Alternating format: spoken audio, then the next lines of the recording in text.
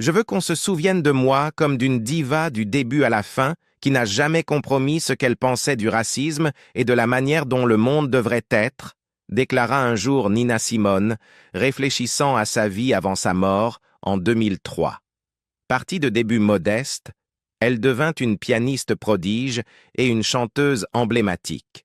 Mais au-delà de son génie musical, Nina devint une figure puissante du mouvement des droits civiques, et sa position intransigeante sur les questions sociales allait définir toute sa carrière et son héritage. Dans cette vidéo, nous explorons l'histoire tragique mais inspirante de Nina Simone, de ses rêves d'enfance de devenir pianiste classique à sa transformation en l'une des artistes les plus influentes du XXe siècle. Ses luttes personnelles, ses peines de cœur et son engagement indéfectible envers son art et son militantisme ont fait d'elle une véritable légende. Rejoignez-nous pour découvrir la vie d'une femme dont l'histoire est aussi profonde que la musique qu'elle a laissée derrière elle. Une enfant prodige face à l'injustice raciale. Avant de devenir la grande prêtresse de la soul, Nina Simone était Eunice Kathleen Waymon, une petite fille noire surdouée de Tryon, en Caroline du Nord. Née en 1933, la vie d'Eunice fut rythmée dès le départ par les hymnes religieux, l'ombre du racisme et un talent musical indéniable. Son père, John Divine Waymon, enchaînait les petits boulots pour subvenir aux besoins de la famille, tandis que sa mère, Mary Kate Irvine, était une prédicatrice méthodiste stricte qui inculqua à ses enfants la discipline et l'amour du gospel. À seulement 2 ans et demi, Eunice révéla son génie musical en jouant « Dieu soit avec vous jusqu'à ce que nous nous retrouvions » sur l'orgue familial. Sa mère, sidérée, faillit s'évanouir. Dès lors, le talent de Nice s'épanouit, et à 3 ans, elle jouait déjà du piano avec intention et détermination. Sa première professeure, Muriel Mazanovich, surnommée affectueusement Mise Mazi, l'orienta vers la musique classique, et Eunice se passionna rapidement pour Bach, Beethoven et Chopin. Son talent dépassait largement les murs de la maison familiale. La ville entière reconnut son potentiel, et membres noirs et blancs de la communauté se mobilisèrent pour financer son éducation. Grâce à un fonds local, elle reçut une formation classique. À 11 ans, elle donna son premier récital à la bibliothèque municipale, un événement entaché de racisme. Quand un ouvreur demanda à ses parents de céder leur place à une famille blanche, Eunice refusa catégoriquement. Elle exigea que ses parents restent assis au premier rang. Le public céda et elle joua. Mais cet instant marqua un tournant. Eunice ressentit une conscience aiguë de son identité noire et de l'injustice raciale, un sentiment qui nourrirait son activisme plus tard. En grandissant, la pression de réussir s'intensifia. La vie d'Eunice suivait un parcours tracé. Leçons privées, école prestigieuse, un avenir dicté par d'autres. Elle fut major de sa promotion au lycée Allen à Asheville, puis étudia à la Juilliard School de New York. Son objectif ultime, intégrer le Curtis Institute of Music à Philadelphie. Elle donna tout pour réussir l'audition, mais fut rejetée. Sur 72 candidats, seuls 3 furent admis, et pour Eunice, c'était un coup dévastateur. Elle était convaincue que son échec était dû à sa couleur de peau. « Je voulais être la première pianiste classique noire d'Amérique », déclara-t-elle plus tard. « Quand Curtis m'a rejetée, ils ne m'ont pas juste refusé une opportunité, ils m'ont volé mon identité. » Malgré cette épreuve, Eunice continua à se former en privé et survécut en travaillant comme assistante de photographe, professeure de piano et accompagnatrice. Malgré les épreuves, elle trouvait un réconfort discret chez son père. Son admiration silencieuse pour le talent de sa fille était une source constante de force. La chanson préférée de papa, c'était « The Darktown Strutter's Ball », se souvenait-elle. Il s'asseyait près de la fenêtre ou sur le porche, et s'il voyait maman arriver, il sifflait. Le signal pour que je change de morceau pour un plus pieux. Son amour pour la musique ne fléchit jamais. Plus tard, elle adopta le nom de Nina Simone, Embrassant une nouvelle identité de femme résolue à faire entendre sa voix au-delà de la musique, elle allait devenir un symbole de résistance et de résilience. La première pianiste classique noire d'Amérique, son rêve était de devenir la première pianiste noire de concert en musique classique en Amérique. Mais ce rêve fut brisé, remodelé à maintes reprises par le racisme, la pauvreté, le chagrin et la révolte politique, jusqu'à renaître sous une forme bien plus puissante, une force révolutionnaire. Au début des années 1950, Simone jouait dans un bar d'Atlantic City, le Midtown Bar and Grill, pour financer ses cours particuliers. Elle n'avait jamais eu l'intention de chanter, mais le propriétaire du club insista. Si elle voulait garder son poste, elle devait faire les deux. « Ça a fait passer mon salaire à 90$ par semaine », se souvint-elle. La voix qui allait plus tard résonner dans les manifestations et les chagrins d'amour fut découverte non pas sur une scène prestigieuse, mais dans un bar enfumé, sous la pression et par nécessité. Pour épargner à sa mère, fervente méthodiste, la honte de la musique du diable qu'elle jouait, elle prit un pseudonyme. Nina était un surnom donné par un ancien amant, et Simone venait de l'actrice française Simone Signoret, dont elle admirait l'élégance mystérieuse. Nina Simone était née, pas seulement un nom, mais un masque pour protéger la jeune fille qui rêvait autrefois du Carnegie Hall. Son ascension fut rapide, mais entachée de trahison. En 1958, elle enregistra « I Loves You, Porgy » pour rendre service à un ami. Ce n'était pas censé être un tube. Pourtant, la chanson grimpa dans les classements et le nom de Simone devint connu. Son premier album, Little Girl Blue, suivit, mais dans son innocence, elle vendit les droits de sa musique pour $3000. Cette erreur lui coûta plus d'1 million de dollars au fil des décennies. Sa version envoûtante de My Baby Just Cares for Me, qui devint un succès en Europe bien plus tard, ne lui rapporta rien. Comme elle le dit un jour avec amertume, « J'ai fait la musique, ils ont fait l'argent. » En 1964, la musique de Simone prit un nouveau ton, une voix forgée dans la douleur et le feu politique. Le mouvement des droits civiques grondait à travers l'Amérique, et Simone, d'abord réticente à être un symbole, répondit à l'appel avec Mississippi Goddam. C'était sa réponse directe à l'assassinat de Medgar Evers et à l'attentat à la bombe contre une église de Birmingham qui tua 4 fillettes noires.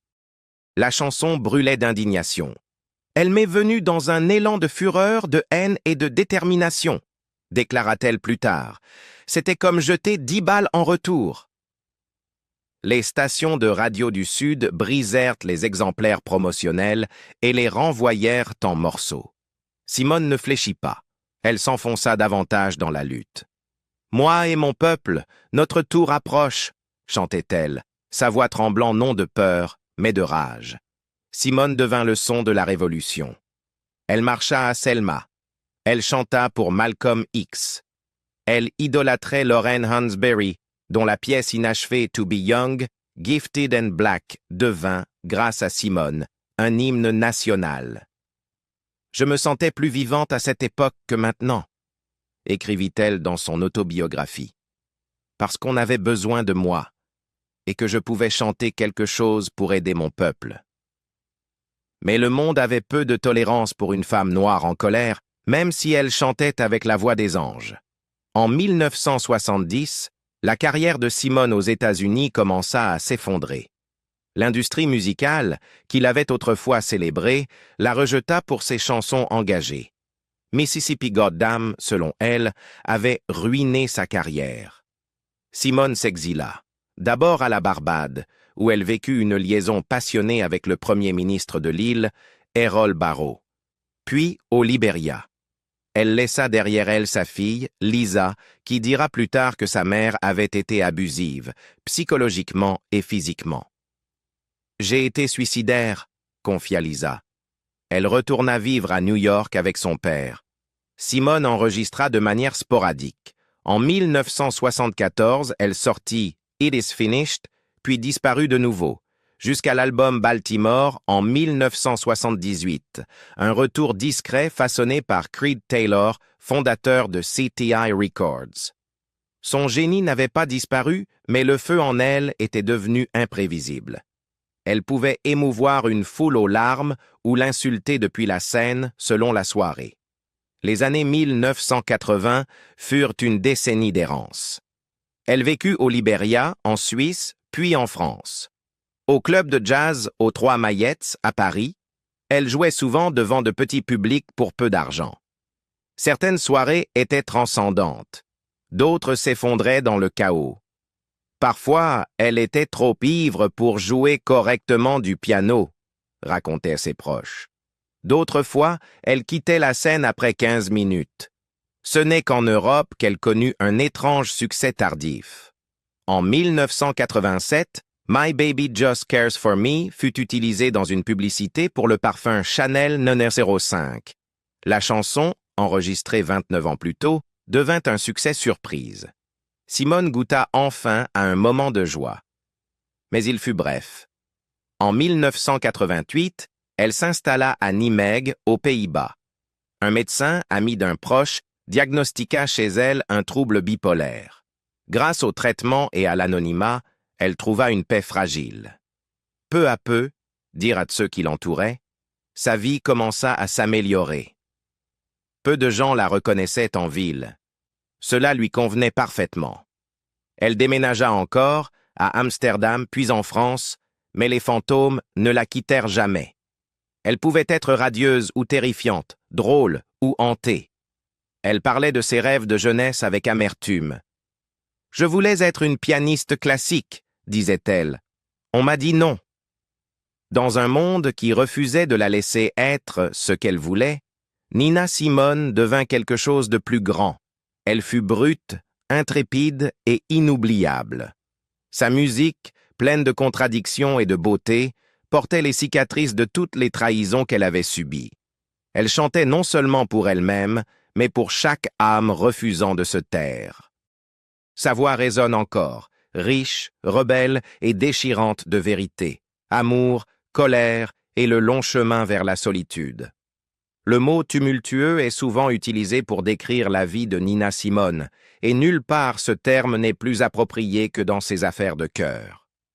Sa vie amoureuse reflétait l'intensité émotionnelle de sa musique, passionnée, chaotique et trop souvent douloureuse. En 1958, Simone épousa le batteur de jazz Don Ross. Un mariage si insignifiant pour elle qu'elle avoua dans son autobiographie ne même plus se souvenir de la date. Une bonne indication de ce que je ressentais pour lui, écrivit-elle. Tous deux s'installèrent à New York, espérant profiter de l'ascension de Simone, mais le mariage se dissout rapidement. C'est en 1961 qu'elle entra dans la relation la plus marquante et la plus destructrice de sa vie. Andrew Stroud, un détective de la police de Harlem qui s'était d'abord présenté comme employé de banque, devint son deuxième mari. Il était à la fois charmant, contrôlant et, selon Simone, profondément violent. Au milieu des années 1960, Stroud était devenu non seulement son mari, mais aussi son manager, prenant le contrôle total de sa carrière et de ses finances. Simone, toujours complexe, le qualifia un jour de « meilleur manager que j'ai jamais eu » et le surnommait affectueusement « mon flic », le remerciant de l'avoir maintenu à flot dans les moments de crise émotionnelle. Mais la vérité, qui n'émergea qu'après leur divorce en 1970, était terrifiante. Stroud lui infligea des années de violence physique et psychologique. « Il me battait », confessa-t-elle plus tard, « et j'acceptais, parce que j'étais assez forte pour encaisser. » Son départ, en 1970, fut à la fois dramatique et libérateur. Laissant son alliance sur un oreiller, elle s'enfuit à la Barbade. Ce fut la fin d'une époque, tant sur le plan personnel que professionnel. Le mouvement des droits civiques s'étiolait, et Simone ne sentait plus qu'elle avait une raison d'être en tant qu'artiste. Désabusée face aux États-Unis, elle refusa de payer ses impôts en protestation contre la guerre du Vietnam et le racisme systémique. Ses paroles dans Backlash Blues en disaient long. Vous augmentez mes impôts, vous gèlez mon salaire et vous envoyez mon fils au Vietnam. La Barbade offrit un refuge temporaire et une romance inattendue.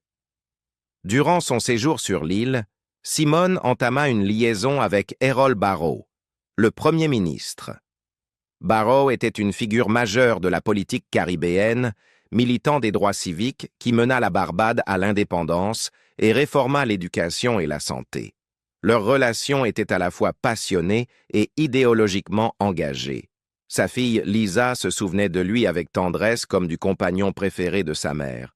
Mais le tumulte intérieur de Simone ne la quitta jamais. Après un temps à la Barbade, elle s'installa au Libéria, où Lisa la rejoignit. Les retrouvailles furent tout sauf paisibles. Dans une interview des années plus tard, Lisa déclara « Elle est passée de mon réconfort à mon cauchemar.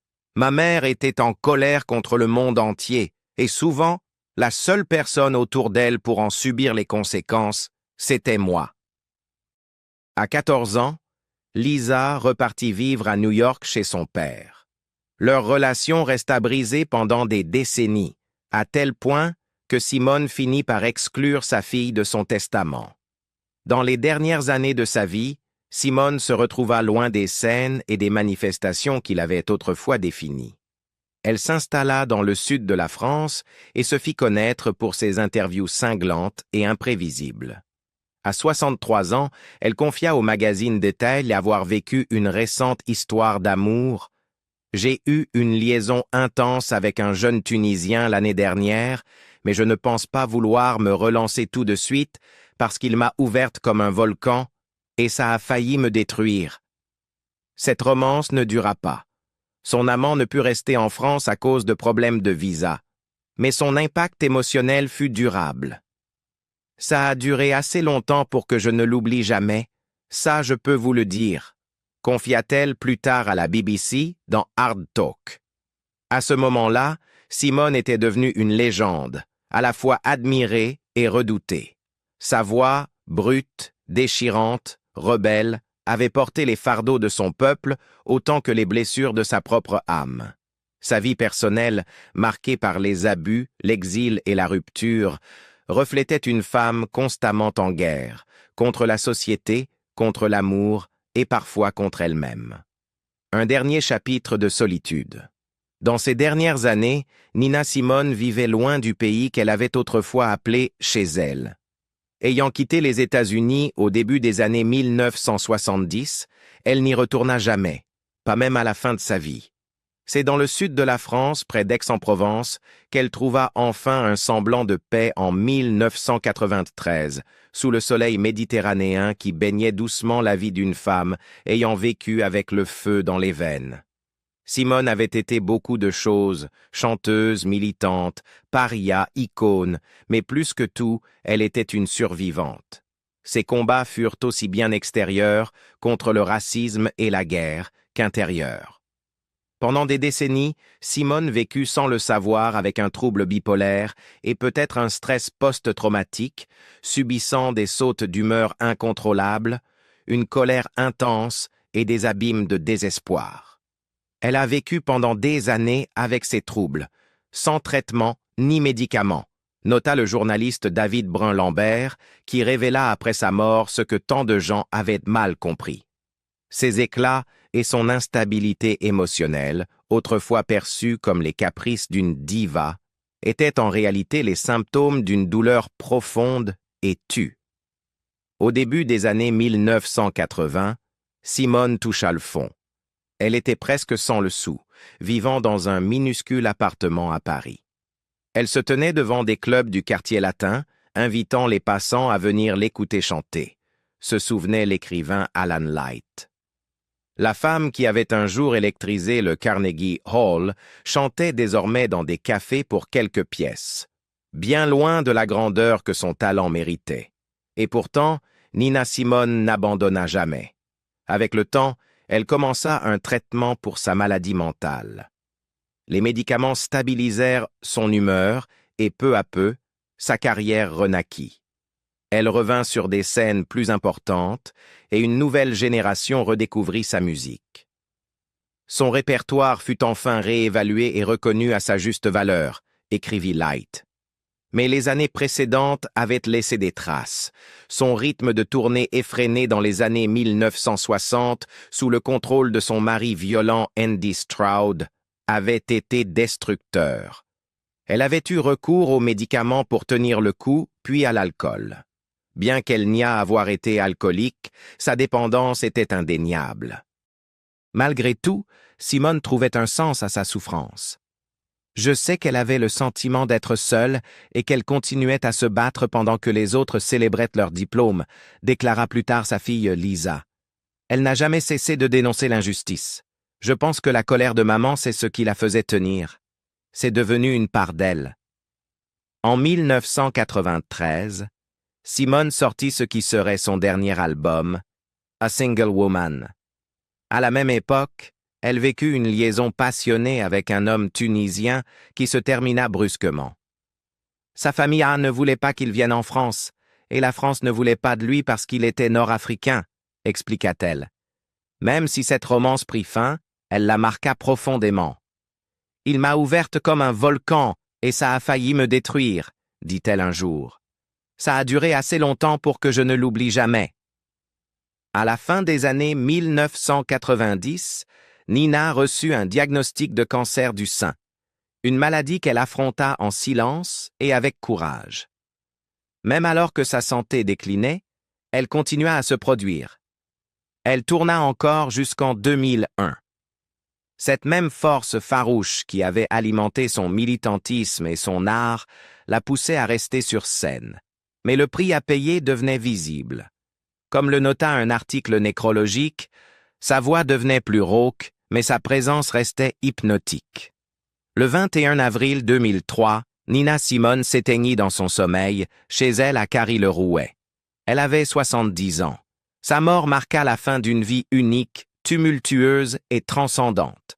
Ses funérailles rassemblèrent des centaines de personnes en deuil. Parmi elles, Myriam Makeba, Patti LaBelle et la poétesse Sonia Sanchez. Elton John, absent ce jour-là, envoya des fleurs accompagnées d'un message. « Tu étais la plus grande, et je t'aime. » Ses cendres furent dispersées à travers plusieurs pays africains. Un retour symbolique vers le continent dont les rythmes et les luttes avaient tant influencé sa voix. Simone laissa derrière elle plus de 50 albums et une réputation comme l'une des voix les plus puissantes et intransigeantes du XXe siècle. Même si le monde a perdu sa présence physique, sa voix, brute, grondante, rebelle, continue de résonner. Au final, c'est Simone elle-même qui l'exprimait le mieux dans son autobiographie. « Je n'ai aucun regret. » La vie de Nina Simone fut un mélange de talents extraordinaires et de combats personnels profonds. De sa lutte pour les droits civiques à ses batailles intérieures, son histoire est aussi complexe que sa musique. Dans ces dernières années, pourtant, elle trouva une paix discrète, loin de la scène qu'elle avait autrefois dominée. Son parcours nous rappelle le prix de la célébrité et la force qu'il faut pour surmonter l'adversité. Et vous? Quel moment pensez-vous avoir le plus défini la vie de Nina Simone? Partagez vos réflexions en commentaire. N'oubliez pas de liker, de vous abonner et d'activer la cloche pour ne rien manquer sur ces légendes qui ont changé l'histoire.